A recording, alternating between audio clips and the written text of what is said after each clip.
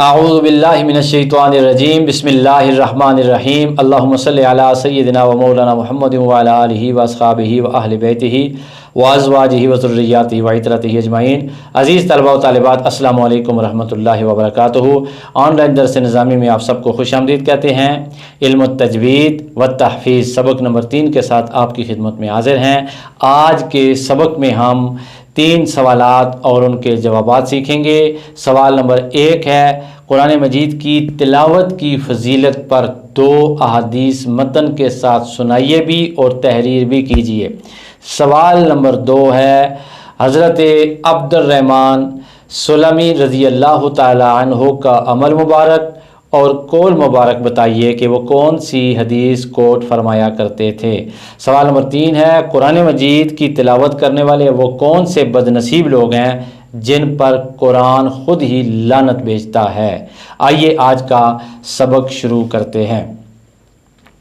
किताबें खोल लीजिए। कुरान पाक की महज तिलावत भी एक इबादत है। ये है टॉपिक आज हमारे सबक का। आइए उर्दू में जो पैराग्राफ है उसका आगाज़ करते हैं। कुरान पाक का सही तजवीद के साथ पढ़ना अगर कुरान को सही समझने का एक ज़रिया है तो मुस्तकिल इबादत भी है। नबी पाक सल्लल्लाहु अलैहि वसल्लम ने इरशाद फरमाया, अफ़ज़लुल इबादत तिलावतुल कुरान, यानी इबादतों में अफजल इबादत कुरान मजीद की तिलावत है।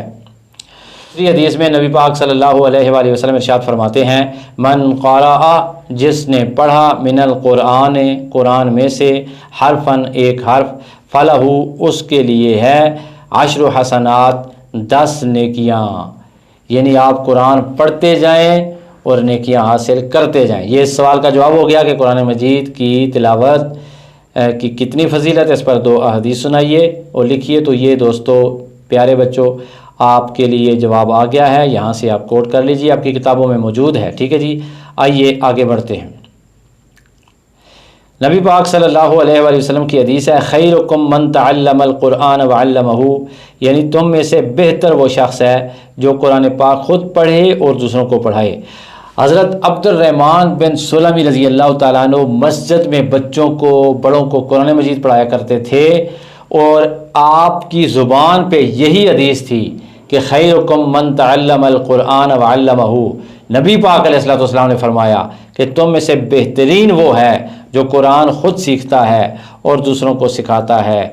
हज़रत अब्दुर्रहमान रज़ी अल्लाह ताला अन्हु कहा करते थे कि इसी हदीस ने मुझे इस मस्जिद में रोका हुआ है। इस हवाले से वो खुशनसीब लोग हैं जो कुरान हकीम को तजवीद के साथ, कुरान हकीम को क़िराअत के साथ किसी उस्ताद के पास जाके जो उसके मखारज हैं वो भी सीखते हैं, जो सिफ़ात हैं वो भी सीखते हैं, जो मद्दे हैं वो भी सीखते हैं, फिर दूसरों को सिखाने की कोशिश करते हैं। उन पर खुदा की हमेशा के लिए रहमत नाज़िल होती है। तो ये इस सवाल का जवाब आ गया दोस्तों कि हज़रत अब्दुर्रहमान बिन सुलमी रज़ी अल्लाह ताला अन्हु का क्या मामूल मुबारक था और आपका कौल मुबारक क्या था। तो इस सवाल का जवाब आपकी खिदमत में आ गया है। आइए आगे बढ़ते हैं।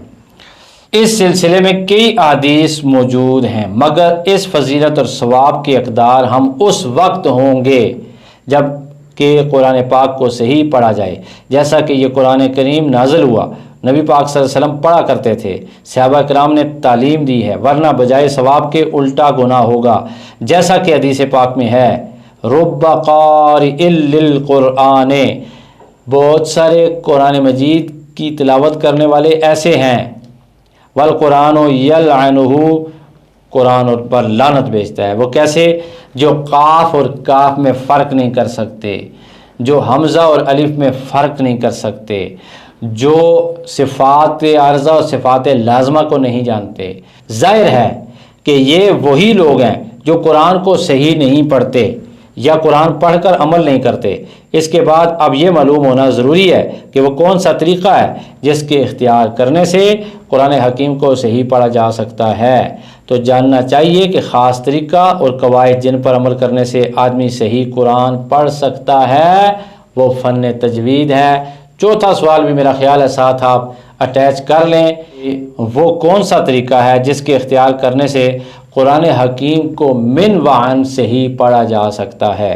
तो इसका जवाब लिख लीजिए और याद भी कर लीजिए कि फ़न तजवीद के सीखने से बंदा قرآن حکیم کو صحیح پڑھ بھی سکتا ہے، سیکھ بھی سکتا ہے، سکھا بھی سکتا ہے۔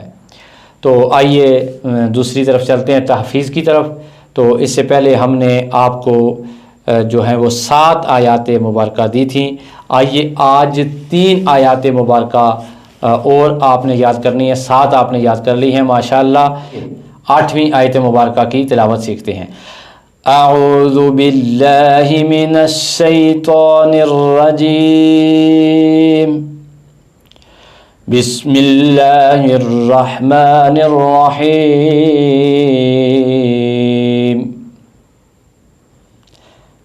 التي لم يخلق مثلها في البلاد وثمود الذين جابوا الصخر بالواد وفرعون ذي الأوتاد صدق اللہ مولانا العظیم۔ التی، یہ آلتی نہیں پڑھنا، ٹھیک ہے جی۔ لم یخلق، یہ قاف کو گلے سے پڑھنا ہے، یہ کاف یخلق نہیں پڑھنا، گلے سے پڑھنا ہے، زبان کی جڑ و تعلق کا نرم سا۔ یخلق مثلها، یہ جو زبان ہے یہ اوپر والے دانتوں کے کناروں پہ لگے گی آگے۔ فی البلاد، دال کے اوپر قلقلہ ہوگا، ٹھیک ہے جی۔ التی لم یخلق مثلها فی البلاد وثمود الذین جابوا الصخر بالواد وفرعون ذی الاوتاد صدق اللہ مولانا العظیم۔ ایک نئے سبق کے ساتھ آپ کی خدمت میں دوبارہ حاضر ہوں گے۔ سید دلاور حسین شاہ کاظمی کو دیجیے اجازت۔ السلام علیکم ورحمۃ اللہ وبرکاتہ۔